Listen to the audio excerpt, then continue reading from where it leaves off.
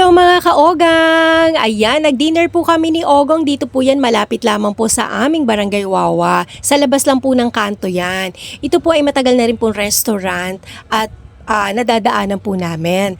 Maraming nagsasabi, marami pong masasarap na pagkain at medyo mababa ang price. May mga combo meals din po sila. Ayan. Masarap po itong chopchae nila. Ito po yung napili ko, chopchae. Tapos yung kanilang barbecue hamburger, chicken barbecue hamburger po ang napili ko. At then kay Francis naman po ay ang sisig na beef. Yan po, no? Combo rin po yan. Masarap dito, ang pangalan po ng restaurant ay Mashiketa. So, more in Korean food po sila. Masarap po siya, guys. At masarap din ang presyo. Well, gusto lang po namin maranasan na kumain dito dahil marami kumakain dahil nakikita po namin. And guys, marami pong salamat. Mega love shoutout sa inyong lahat, sa lahat po nagsusupport kay Ogang Tendera.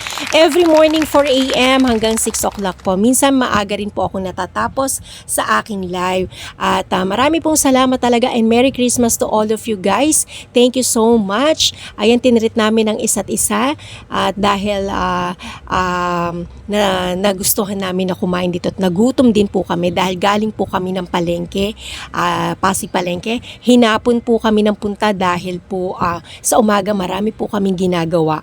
At ayan, so sabi ko, nagkaroon tayo ng chance na magpunta ngayon, sige, punta tayo. Kaya nagutom, napagod, nagutom, kumain.